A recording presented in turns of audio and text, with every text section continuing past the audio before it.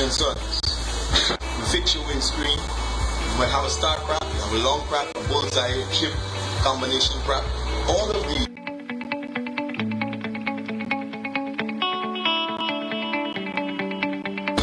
can be fixed right here.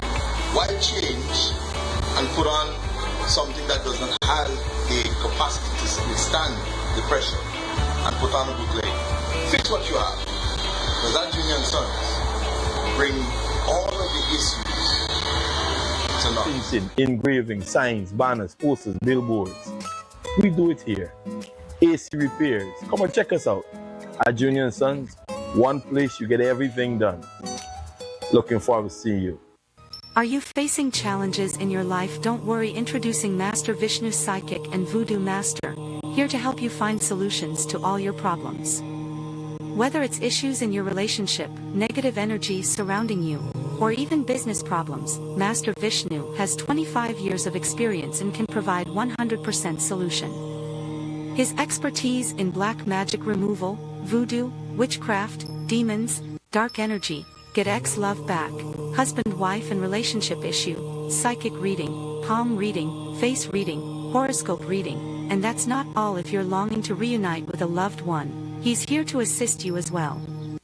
One call can change your life. Call now Master Vishnu at +5 926329943. Take the first step towards a brighter future.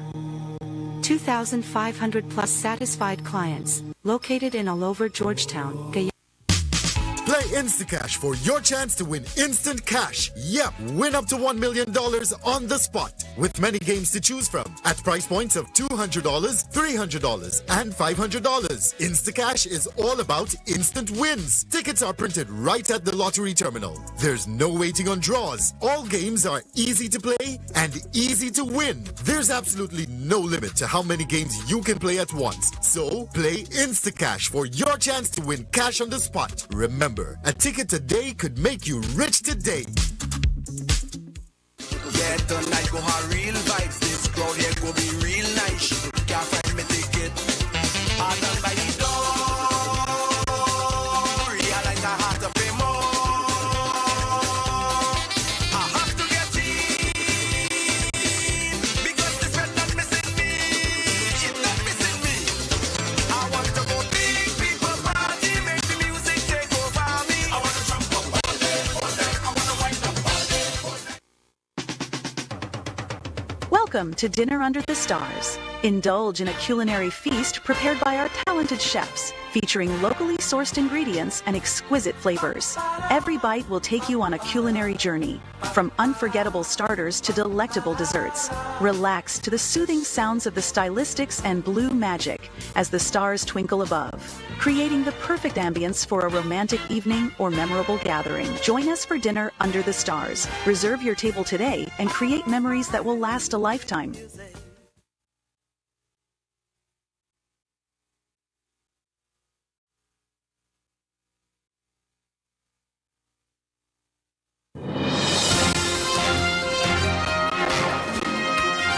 Your top stories this evening, sponsored by Courts, bringing value home.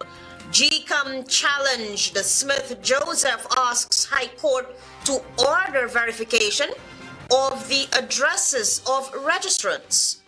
Hughes hopeful government addresses shortcomings and failures in Budget 2025 fiscal plan to be presented on January 17. Citizens must benefit from an increase in the income tax threshold in Budget 2025, AFC point person on finance, and Canu ransacks business and home of Norton Street woman left empty-handed. HGP Nightly News begins now.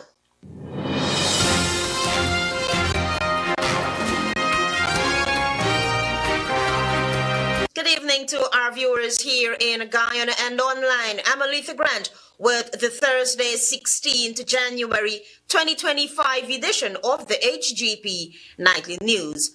This is what we will tell you this evening. The Guyana Elections Commission has been hauled before the High Court again. The issue of verification of addresses of registrants is now once again in the spotlight. Travis Chase opens this evening's broadcast. The High Court on Wednesday held the first hearing in a case brought by People's National Congress reform member Carol Smith-Joseph. Smith-Joseph has asked the High Court to order the Guyana Elections Commission to conduct house-to-house verification of the addresses of registrants, or future elections would not be credible. Attorney General and Minister of Legal Affairs Anil Nandlal seems befuddled by the filing of the case, arguing that such arguments laid out by Joseph to the court had already been ruled upon when Christopher Ram had challenged the legality of house-to-house registration in August of 2019. To remove a person from a list or to prevent the registration of a person because that person is not living at a particular fixed place of abode would be unconstitutional.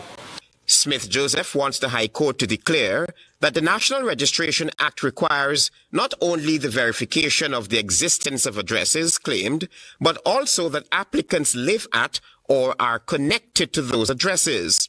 Mr. Nandlal believes that such request is unconstitutional. On what basis is there a requirement that you must live at a particular address in order to vote? Just work it out logically in your mind.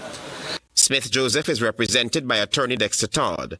Attorney Todd's argument is that the current mode of verification by GCOM sets a dangerous precedent for the future and the public's confidence in the National Register of Registrants, general and regional elections, local government elections, and irreparable damage to the rule of law. So what the registration officers have been doing is verifying address. But they have not been connecting the registrant to the address. So that has presented a serious problem.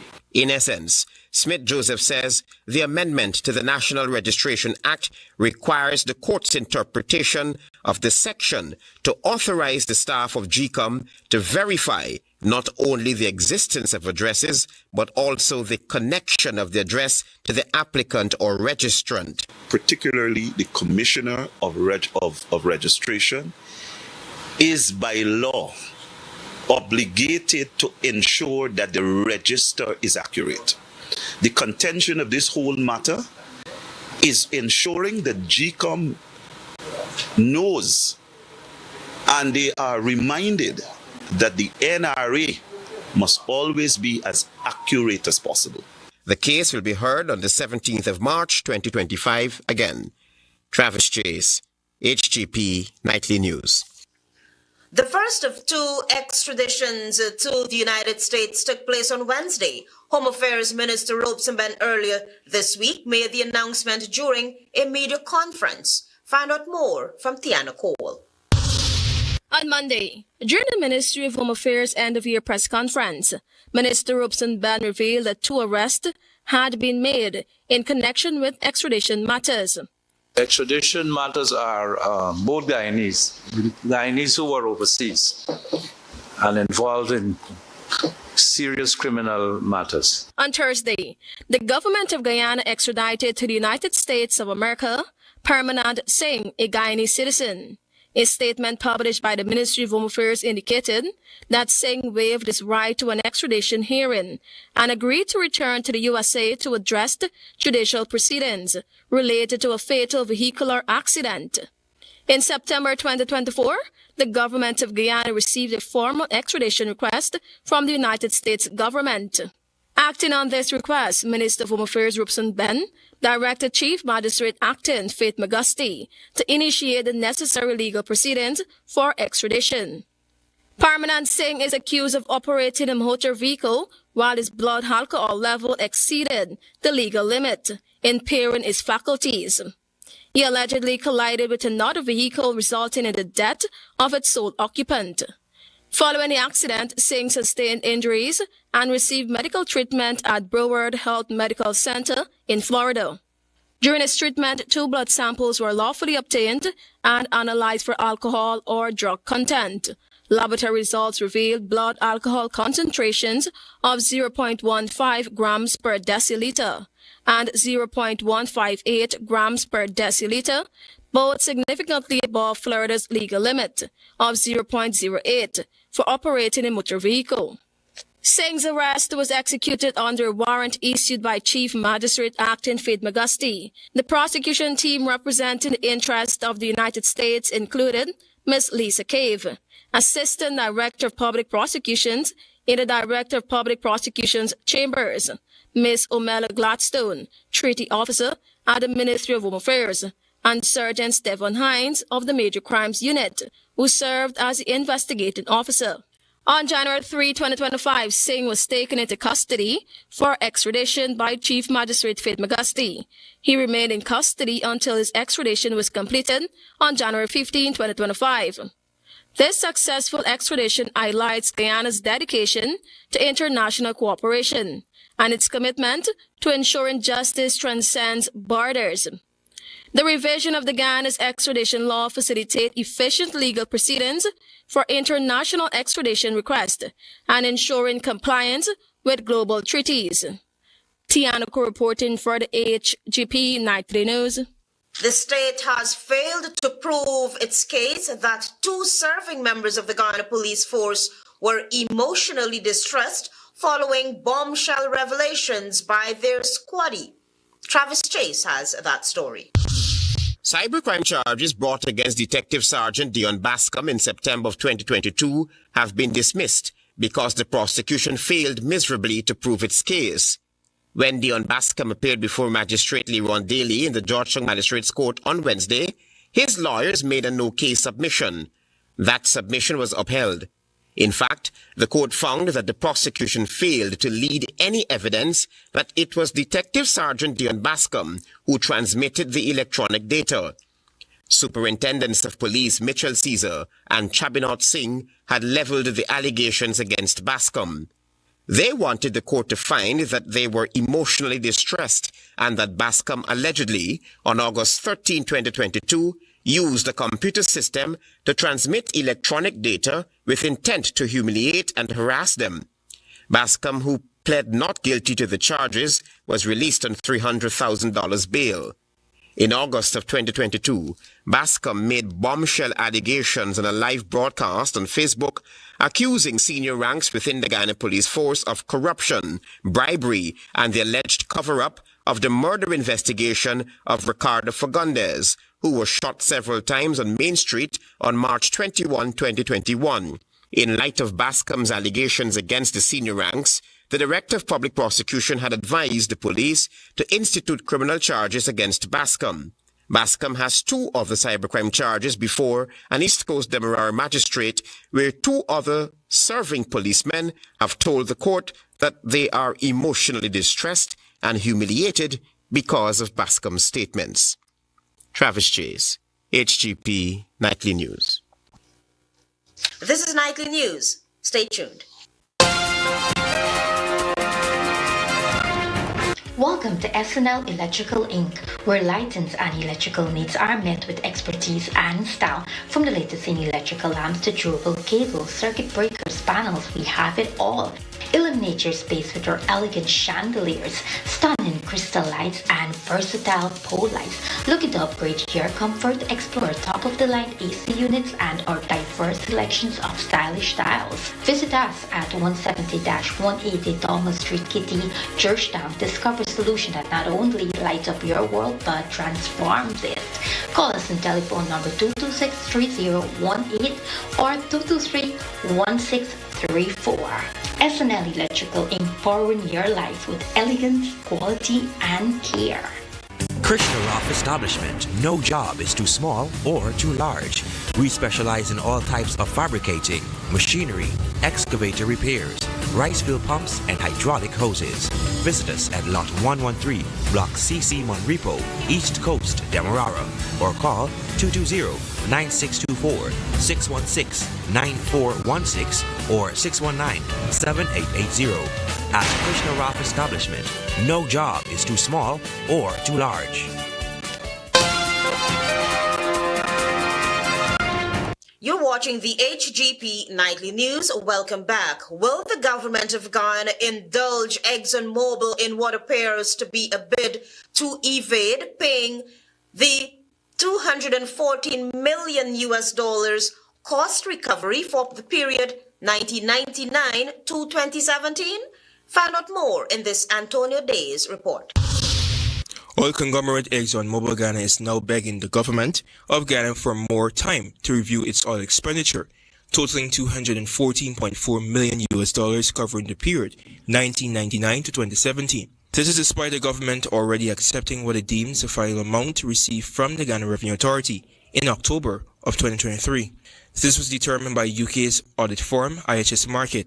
Permanent Secretary of the Natural Resources Ministry, Jocelyn Mackenzie, on Tuesday said that the oil company wrote to GRA requesting an extension to review its claims regarding its 1999 to 2017 audited financial statements. The Exxon has responded with some additional review to be done. I should mention from the get-go that the audit is being led directly by the Ghana Revenue Authority. In response to a question posed by Nightly News, Mr. Mackenzie said that the government's position regarding the $240 million figure is unchanged. ExxonMobil's Public Relations Department also confirmed that the company has indeed sought an extension to review its claims. Meanwhile, Exxon's second audit totaling $7.4 million, which was undertaken by Vitality Accounting, Haynes and Ramdial and Excasar Financial Consortium in 2022, was also presented to the audit consortium. The exceptions total $240 million, and there's been no change in that from government standpoint. The third audit of Exxon's Stabro block expenses, which amounted to $19.6 billion, is also being conducted by local consultants, VHA Consulting and Martindale Consultants, with additional support from petroleum geologists from the Norwegian technical firm IK Makona AS. In relation to the second audit, the report has been completed and is being presented to Exxon. This is 2018-2020 audit. According to the ministry's permanent secretary, the 2021 to 2023 audit commenced last year and is expected to be completed by March of this year. The contract to audit Exxon's expenses for the period 2021-2023 was awarded on October 10, 2024 for $312 million. Antonio Day reporting for the HGP Nightly News.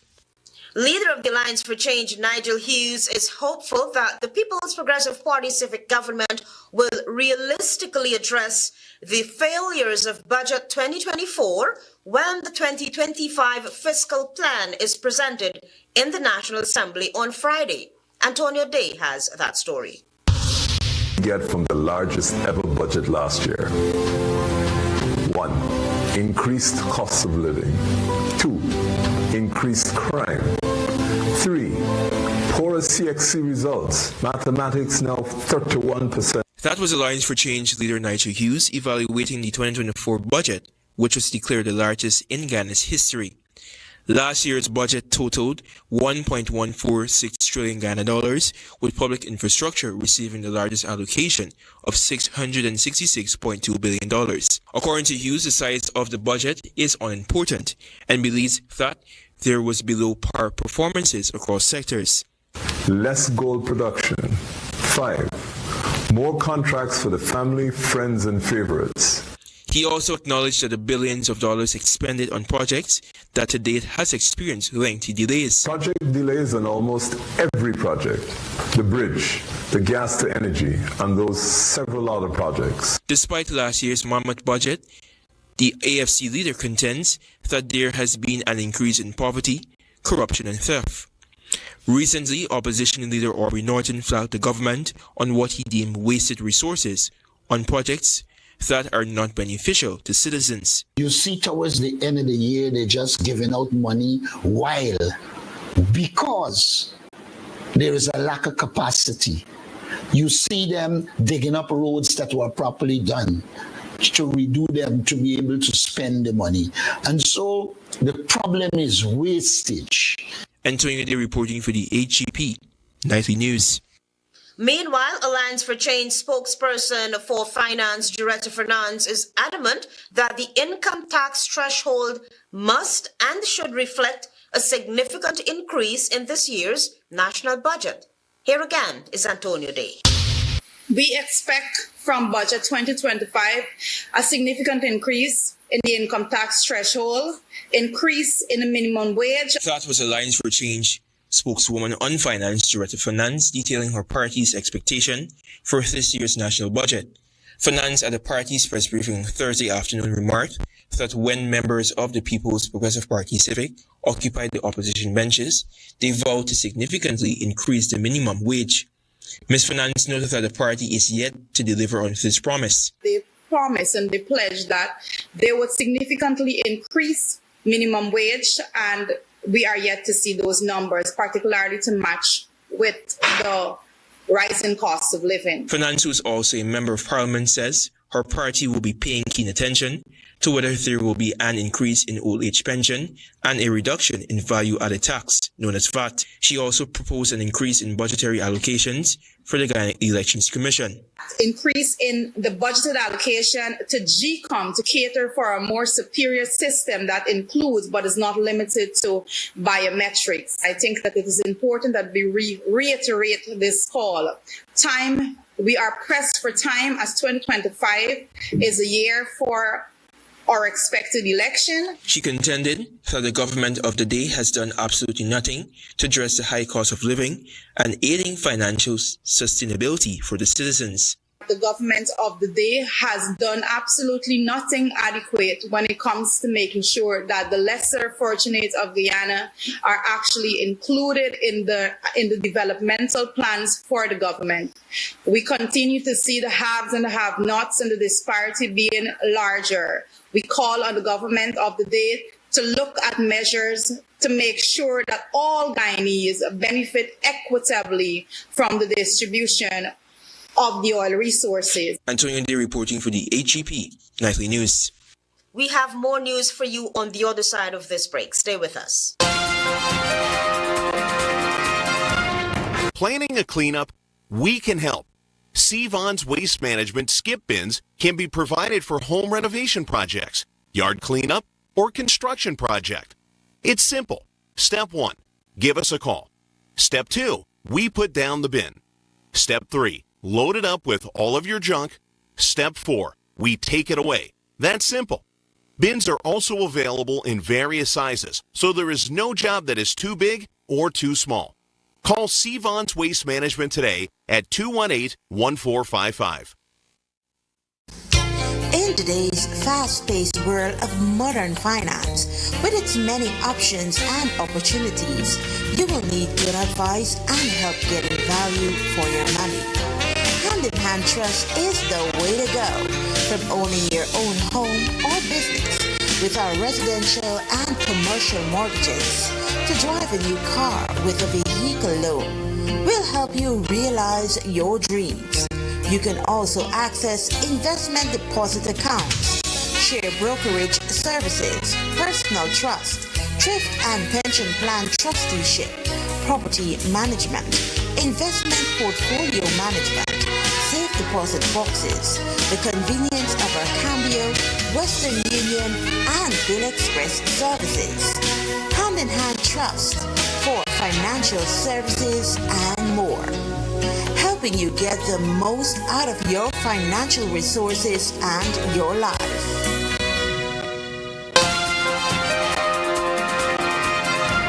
You with the HGP Nightly News as we continue. Residents of Independence Bolivar in La Penitence, Georgetown, who were unable to easily access their homes may soon get some relief. Mayor of the city of Georgetown, Alfred Mentor, has confirmed that engineers overseeing the project are in discussion with the city council. Carice Gonzalez has been following that story.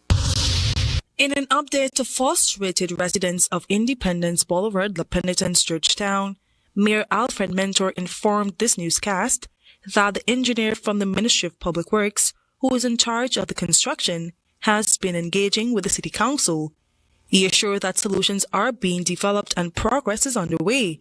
What he did indicate to me is that the adjustment based on the part where that person not be able to go into their property, driving into it, that has been something that they have agreed to between himself as an engineer as well as the engineer from the ministry. On Monday, it was reported that residents expressed concerns over a newly constructed facility obstructing access to their homes and businesses. They argue that while the building benefits youths in their community, its construction is severely impacting their daily lives by blocking their passageway and leaving them in a standstill situation. And they're working to be able to find other solutions in relation to the other aspect of it, where the senior citizen person at the back of it must have her access and must be able to deal with her, get to her property. And I think that is being worked on as we speak. He will report back to me on this, and I will report to the full council on this matter by Monday. This newscast later learned that residents had been granted temporary permission by former Mayor Ubaj Narain to occupy the area while the roadworks were being carried out. However, with the completion of the new facility, residents now find themselves facing continued challenges accessing their homes. While residents express support for development in the area, their main concern is the poor handling of the situation. They argue that the disruption to their daily lives could have been avoided with more thoughtful planning and consideration. I am Carice Gonzalez reporting for the HGP Nightly News. In a strong show of unity, the CARICOM Caucus of Ambassadors at the Organization of American States, OAS, has unanimously endorsed Suriname's Foreign Affairs Minister, Albert Ramden, as CARICOM's candidate for Secretary General of the OAS at the upcoming elections set for March 10, 2025. Tiana Cole has the details. This endorsement represents a pivotal moment for the Caribbean, as no Secretary General has ever hailed from the region, despite CARICOM comprising 44% of the OAS membership. As Surinamese Minister of Foreign Affairs, International Business and International Cooperation, Minister Ramden has demonstrated exceptional leadership in addressing the pressing issues of governance, development, human rights, democracy, and security across the Western Hemisphere. His extensive experience navigating the complex realities faced by governments in Latin America and the Caribbean uniquely positions him to lead the OAS during this critical juncture. Minister Ramden is committed to reforming the OAS in collaboration with its member states, tackling financial and administrative challenges, and ensuring the organization remains relevant and impactful. CARICOM Caucus believes Minister Ramden's election would not only mark historic recognition of the Caribbean's contributions, but also bring visionary leadership, diplomatic expertise, and a renewed sense of purpose to the OAS. They urge all OAS member states to support his candidacy, asserting that his leadership would strengthen the organization and benefit the entire Western Hemisphere. Tiana reporting for the HGP Nightly News. What should have been an intelligence-led operation conducted by officers of the Customs Anti-Narcotics Unit Canu on Monday at a property of a Norton Street Lodge businesswoman unearthed nothing. More details from Daisy Richards. Officers of the Customs Anti-Narcotics Unit Canu conducted an early Thursday morning raid on the home and business of Patricia Softly, who resides in Norton Street Lodge. The businesswoman said at the time of the raid she was resting in her business establishment when Canu officers descended on her property. I said, no, this thing don't happen like that. We got to see paperwork. Canu don't deal with paperwork. We hear that he sell illegal substance because looking for gun and narcotics.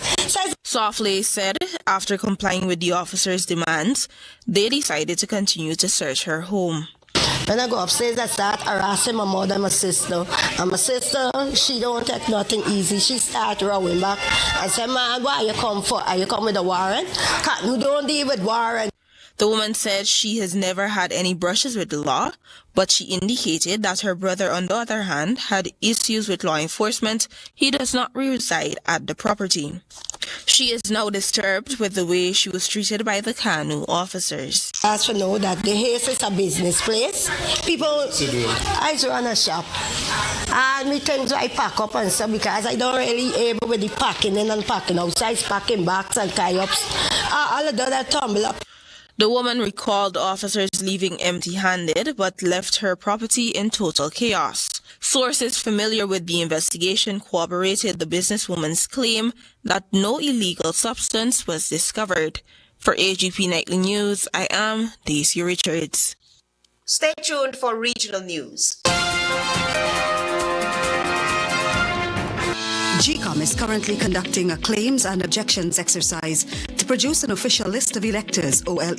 If you were 18 years or over on December 31, 2024, and you're a Guyanese citizen by birth, descent, or naturalization, or a citizen from a Commonwealth country living in Guyana for 1 year or more, you are eligible for inclusion in the OLE. GCOM has posted the preliminary list of electors, PLE, in all of the registration divisions across Guyana for you to check if you are listed, and if so, whether your particulars are accurate.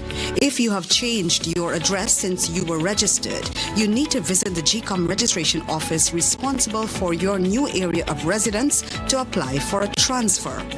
Wednesday, January 15, 2025 is the last day you can apply for a transfer during this exercise. For more information, contact the GCOM on 2250-278-9 or visit www.gcom.org.gy.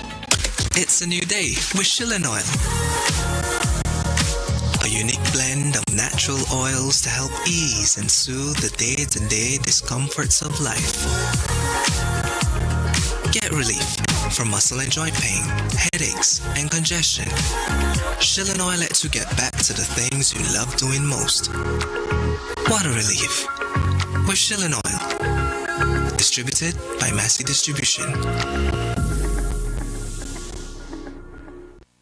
Interested in honoring or paying tribute to a loved one, or just making a loved one feel special? HGP TV offers you all that and more.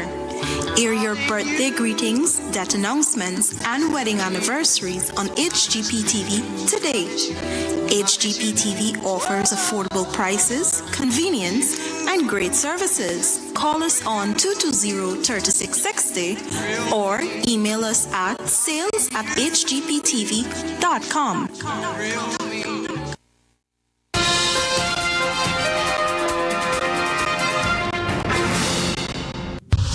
Good evening and welcome to Thursday's edition of the Original News. Cuba on Wednesday began releasing prisoners jailed following anti-government protests in 2021, making good on a deal agreed with the Biden administration this week. Outgoing U.S. President Joe Biden on Tuesday removed Cuba from a blacklist of nations that sponsors terrorism and rolled back a raft of sanctions implemented by Donald Trump during his first presidency that have contributed to the island's worst economic crisis in decades. Hours after the U.S. announcement, Cuba President Miguel Diaz-Canel said Cuba would gradually release 553 prisoners from its jails following talks with the Vatican. In the July 2021 protests, the biggest since Fidel Castro's 1959 revolution, thousands took to the streets in towns and cities across the island, many protesting shortages of food, medicine, and electricity as COVID-19 cases soared. Rights groups say at least 1,000 people were arrested after the demonstrations. Cuba said those jailed committed crimes ranging from arson to vandalism and sedition. Retired Justice Seymour Panton, the chairman of the Integrity Commission, IC, has scolded Justice Minister Delroy Chuck for advising his parliamentary colleagues not to comply with a critical provision in the IC Act that requires them to furnish information about their spouse's earnings to the anti-corruption body. In a sharp rebuke of the senior government minister and the lawmaker yesterday, Panton said for Chuck to advise his colleagues to break the law, quote-unquote, may well be itself an offense. The IC chairman reminded the country that the IC Act, which was passed by parliamentarians, including the Justice Minister, provides for certain declarations to be made by parliamentarians and public officers. He said a failure to do so carries penalties of fines or imprisonment. Section 39 of the IC Act states that, quote-unquote, subject to the provisions of the Act, every person who, on or after the appointment day, is a parliamentarian or public official shall submit to the Director of Information and Complaints a statutory declaration of its assets and liabilities and its income in the form set out in the third schedule. Israel and Hamas have agreed a Gaza ceasefire and hostage release deal following 15 months of war, mediators Qatar and the USA. Qatari Prime Minister Sheikh Mohammed bin Abdul Rahman Al Thani said the agreement would come into effect on Sunday, so long as it was approved by the Israeli cabinet. U.S. President Joe Biden said it would halt the fighting in Gaza, surge much-needed humanitarian assistance to the Palestinian civilians, and reunite the hostages with their families. Israeli Prime Minister Benjamin Netanyahu said the deal's final details were still being worked on, but he thanked the Biden administration for promoting it. Many Palestinians and Israeli hostages' families celebrated the news, but there was no let-up in the war on the ground in Gaza. The Hamas-run Civil Defense Agency reported Israeli airstrike killed more than 20 people following the Qatari announcement. They included 12 people who were living in a residential block in the Sheikh Radwan neighborhood of Gaza City, it said. There was no immediate command from the Israeli military. More than 46,700 people have been killed in Gaza since then. Most of the 2.3 million population has also been displaced. There is widespread destruction, and there are severe shortages of food, fuel, medicine, and shelter due to a struggle to get aid to those in need. Thank you for watching. I am Tiana Cole.